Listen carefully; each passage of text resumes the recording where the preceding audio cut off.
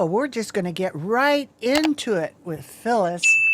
Phyllis, I'm really, I know the answer, and I bet you do too. But when is the right time to shape your legacy? And a lot of people, this is what I've found being in practice for 33 years, that most people will come into my office when they're about to retire to start their retirement plan, or maybe they got a bad note from the doctor and they're going to start their living trust, right? And they wait till they have to do it. So Right. I want to explore, why this is so important to align this now early. Right, right.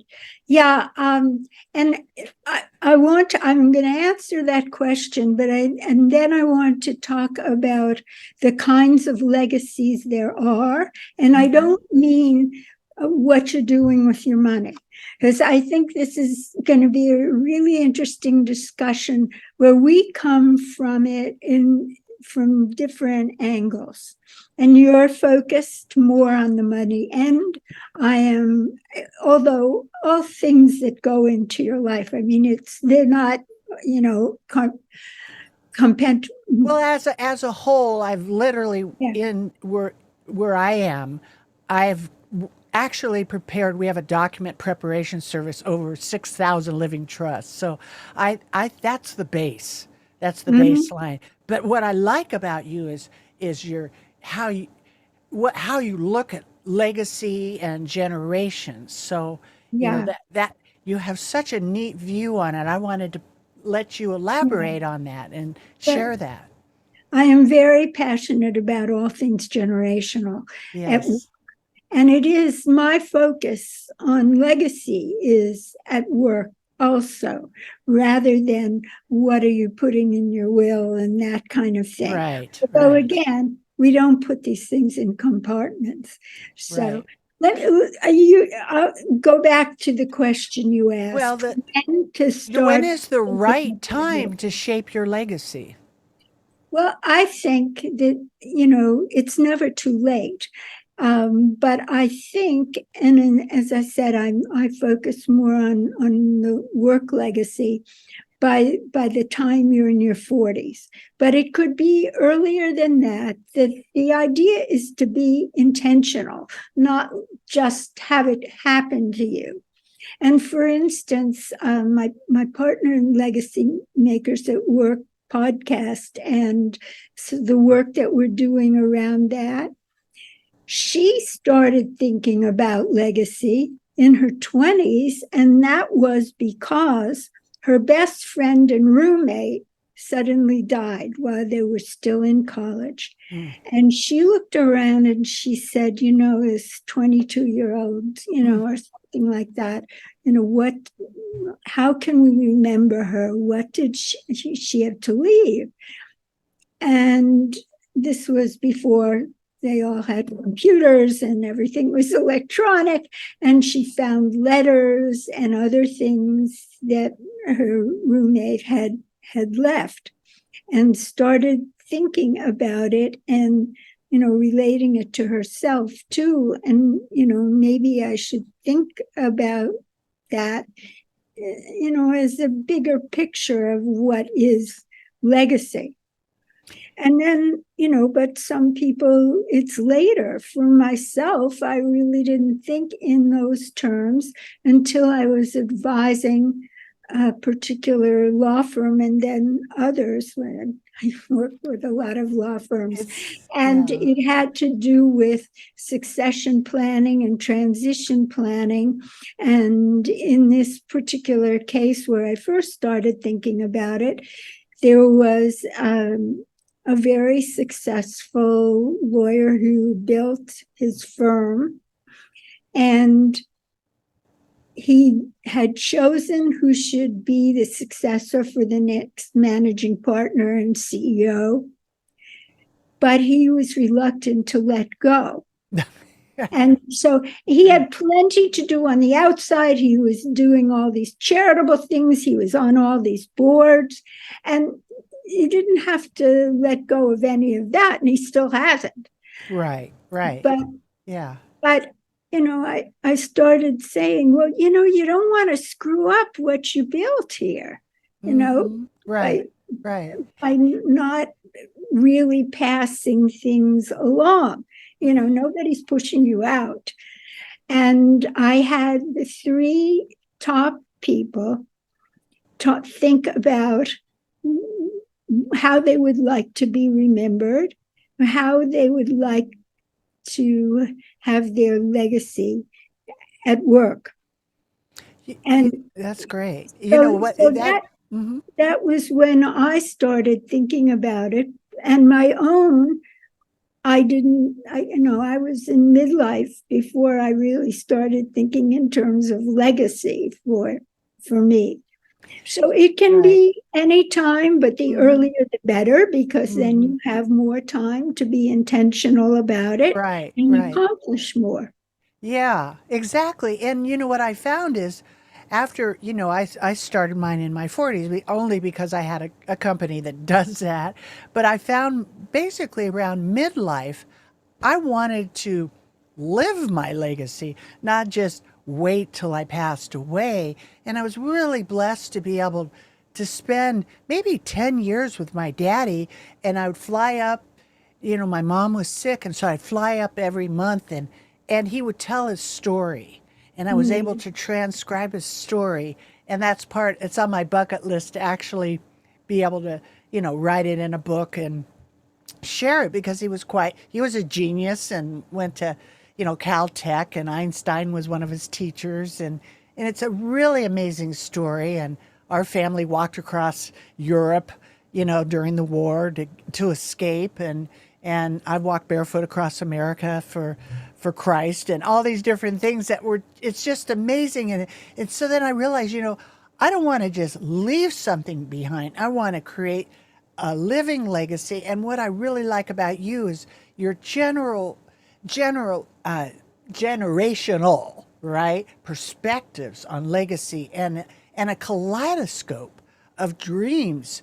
So how people can investigate different generations and view legacies and determine unique perspectives that I think are so important to encapsulate now before they're lost, right? Before they're gone, because there's a lot of scrubbing going on in the content world, and the value of the generations before us have wisdom, don't you think? Well, of course. And I think that there's a lot of wisdom in the younger generations. Right. I love working with the younger generation. Yes. And again, my focus, and because I've really been behind thinking about legacy in my legacy in terms of where do I want to put my money besides investing it and all that. But, Yeah. would I want to, have a small foundation or the various things that you can Yes. do along Yes. Right. those lines. Uh-huh. But my legacy in my thinking about it is what I like to, say is I thought of the word brand line today. Maybe somebody else has What was the word? brand line. It's a Tagline. tagline, but Okay. long, Yeah. which is in in the business of uniting people, purpose, potential, and profits across the generations. So again, that's That's with cool. the Nice. Yeah. work focus. But Mm-hmm. I think even I like to think about a dual concept in terms of work legacy, Yeah. which is what you would like to accomplish in your own career and how Uh-huh. you influence the people that you work with, inspire, help them, There you whatever go. you That's want to it. say. But Right. the influence you have and make that a positive influence. Yes. Uh, That's so, living but legacy. Yep. at the same time, if you are working either as an employee or as an advisor to an organization, and that can be a for-profit, not-for-profit, charitable, whatever it might be, that you are helping to increase their legacy in Mm-hmm. terms of the influence that they have, and of Right. can be the profits too, Yes. can That's be a beautiful. financial one.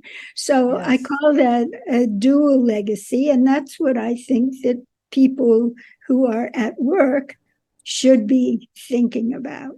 That's brilliant, Phyllis. That's really good. And I'm so glad that you're able to transcribe that to younger generations too.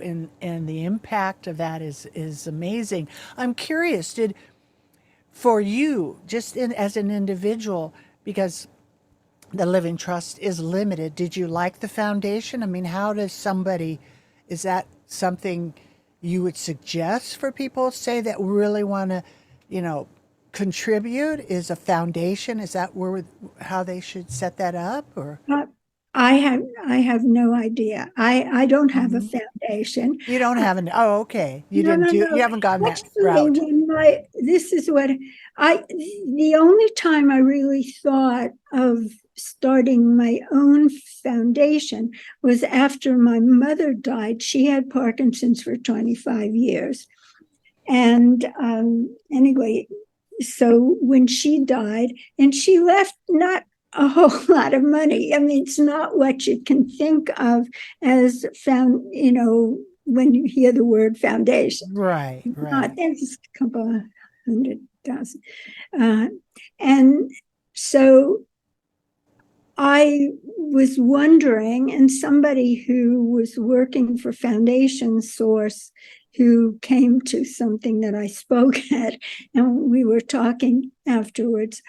And, he's saying, well, they manage foundations. It's not as much work as you think. Blah, blah, blah. Anyway, I never did it. And I stopped thinking about it because the time was as we went into a recession. And so all that money, I believe you leave it there and you don't panic and it's going to come back, because that's the experience I've had through my life so far. It has. But what I would have looked for to start something in her name um, was Yeah, evaporated yeah. temporarily, you know. Uh-huh. So I just stopped thinking about foundation, and I'm still trying to think, what to do on that side. I'm really good on my work legacy and what I want to do there, and that's uniting people of all sorts of differences, and I'm all about cross-generational conversation. There's too much divisiveness about all kinds of things, and it all got worse when we hit the pandemic, I should say, the pandemic hit us, and people were, not together anymore. No, right, And right. so you may be, working with your family all in the same dining room, and educating your kids in the Right, same space. right. Other than that, you were not with other people. The connections were not the same, and it's very hard for a lot of people to reestablish a lot of that, to feel comfortable. And that's a lot of what I do to get people out of their silos, and to be at more ease and feeling psychologically safe, to be Right. able to It's, say things without yes. being worried about attacking, Somebody attacking. Yeah, we used to be able to have conversations. I'm so glad that you're talking about it. You're like the legacy squad, right? Bridging generations for a brighter tomorrow. Because the old, the young, really there is no time and space or distance in love. So the age thing, everybody has a value, and we used to be able to have conversations, and even if we were on different political spectrums, but don't even mention political. Oh my Oh goodness. my God, of I course. mean, I've never seen anything like it, but we can just, that you're bridging the generations. That is fabulous. Maybe share a little bit what and how you do that. What kind of processes you're doing there. Well, there are a number of ways to do that. I mean, it's about understanding and building harmony, but it's also getting people over the fears they may have. You know, a lot of the nastiness or the myths or the, bickering and all those kinds of things are because people are afraid of losing something Right. or feeling uncomfortable because it's not something they're familiar with or used to, and they're comfortable with the way they've always done it or seen it. Right. And some people are different, but it's not only about age. And it could be about anything. I've recently gotten my certification just 2 weeks ago now, in cultural intelligence, and I wanted to add that to my knowledge and my toolbox of the things that are very generational. But there's so much intersection among all the different kinds of differences that there are. So you can't even I think like that, the way in you say terms of age intersection, right, between or race differences. or sexual orientation or people who, have, we don't say disabilities anymore, but are different in their abilities, whatever they might be, and and just differences in thinking, thought. Right, right. I like the way that you're saying intersection, right? And so you have frozen, your screen has frozen, and I'm not sure what's going on here. So I'm going to pause this recording. We'll have to come back. Do you hold on a minute?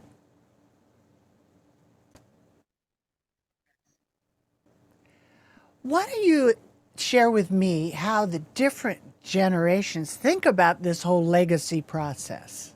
Yeah, well, it's kind of an interesting thing, and again, since people are all different, they'll think about it in their own way. But I think what would come to mind in a general way is how the older parents and the younger generations talk about legacy, and the fact that it's so difficult for, in many families, even if they get along well and Right. nobody's fighting over the money, Yeah. um, that often the younger people feel uncomfortable to bring it up because they Yeah. don't want to think that their parents Right. think that they're, either waiting for them to die or, will think that they're thinking about things like that. And then from the older ones, they often just feel uncomfortable also, maybe thinking about their own mortality. But it doesn't matter which end of the family spectrum, somebody's got to start that conversation. You know that well, you do it all Yeah. the time. Yeah. And again, it's a matter of getting people comfortable. And, in an environment, if there's somebody, a third party like yourself, that's useful because you can set that kind of more psychological safety. We're not, we're not ready to fight over anything here. We're not suggesting that you're not going to be around too much longer. I mean, none of that. It's just important because life is, and it doesn't end. And also, there may be things that we want to do together as a family in terms of the financial aspect of it. So that it should be talked about. Then professionally, by the time you're in your 50s, that would be the Gen Xers now. It's about impact and influence, and how you really want to be remembered as a contributor personally and professionally. As I said, intentionally, it doesn't happen to you. And the kind of legacy you really want to avoid, the third kind, is a negative legacy that, you leave an impression with people that is really something you don't want people to remember. Right. Exactly. And like with social media, if something gets on that is negative, what you have to do is pile on, get people to, write your Google reviews or whatever, saying positive things. And so in a work situation, you would want to do the same thing to change the impression of you. But you might, on the positive side, what impact and influence you might have about your career, your leadership. Did you contribute to making a better product? The effect on organizational culture, that's something I deal with a lot, to make sure that that's positive and doing as much as you can. And then for the younger generations, we hear so much about how they are into and very active about a number of causes, the environment, but also social and justice causes. And so help to do that, because that's going to benefit society as a whole. The bottom line that I hear you saying is having the conversation, and which I just, like I said, I've done thousands of trusts that like you said, as close as families are, people don't want to have the conversation. And it's so empowering to have that conversation. And, you may be really close with your siblings, but when mom and dad pass away, things can change. And can get scary. It's better to make that bond together and have the conversation. And I hear you just saying for people to be able to have the conversation now. It's like, the show Money 911.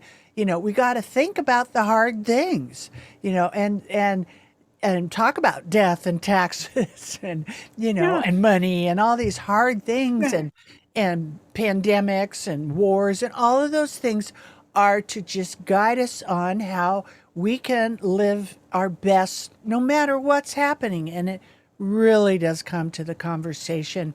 Yeah. Now if you're feeling inadequate about starting a conversation, then find a third party that can be helpful. There you go. That's a good tip. That is knowledgeable about these things. Exactly. That is an empathetic person. Right. Who, is able to be, in a way, like a mediator. Exactly. And that's something that you do and I do in work situations. Right. Just makes people have to get over the fears and the discomforts, because it's really worth it.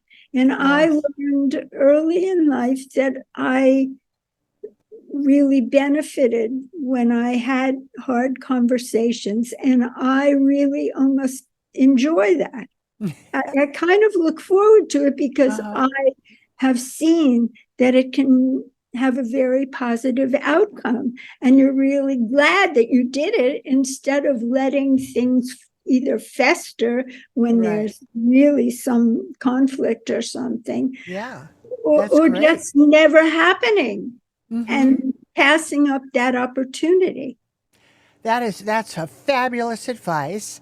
And we're kind of coming to the end of our time right now, but and maybe this is just an idea if you want to. Maybe they can email you to get your 7 guiding questions for crafting your legacy, right? Absolutely. That would be, because that is Happy. such a gift that and you can also send it to me and I can share it with people, but give everybody your email so they can get 7 questions to drive your legacy creation. All right. Yes. And if you want to hear about other kinds of things, please, I would be happy to give a complimentary call on your Sure. generational questions. Mm-hmm. So, do Tell reach them out. what's your email, what's your contact for them to get a hold of you. Okay, my email, and I imagine you'll have it in show notes too in Sure. writing, but Mm-hmm. it's my name, or P as in Peter, W as in Wendy, Haserot, that's my last name, Haserot.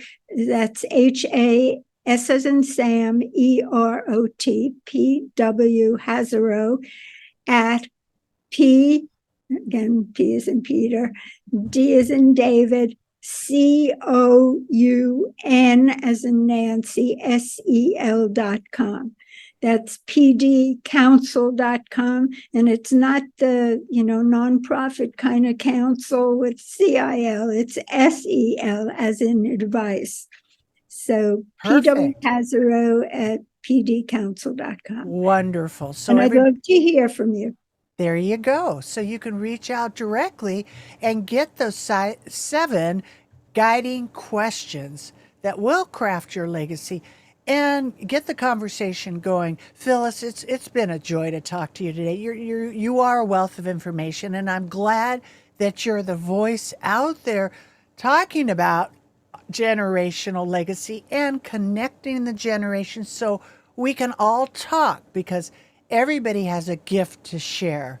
And we appreciate you sharing your gift with us today. Well, I'm delighted to be here. Thank you for inviting me. Thank you.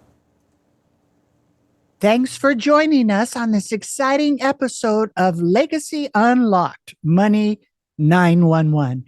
Remember, your legacy isn't just a distant idea. It's the story you're creating every single day. If you're as passionate as I am about weaving together generations, purpose, and prosperity, let's connect at healthymoneyhappylife.com. Or you can even jump on my calendar, meet with KrisMiller.com. That's Kris with a K. And of course, check out our new course, Create Income You'll Never Outlive. And hey, if you enjoyed today's episode, don't be shy. Hit that subscribe button, share the love, and leave us a review. Until next time, keep crafting your legacy with heart and soul. There's so much to learn about healthy money. I hope today's discussion brings you one step closer to securing and protecting your future. So you can get started on the right foot, go to meetwithkrismiller.com and schedule your free financial fitness strategy session. Thank you for listening, and please subscribe to Money 911 so you don't miss our next episode, which includes health, wealth, and peace of mind.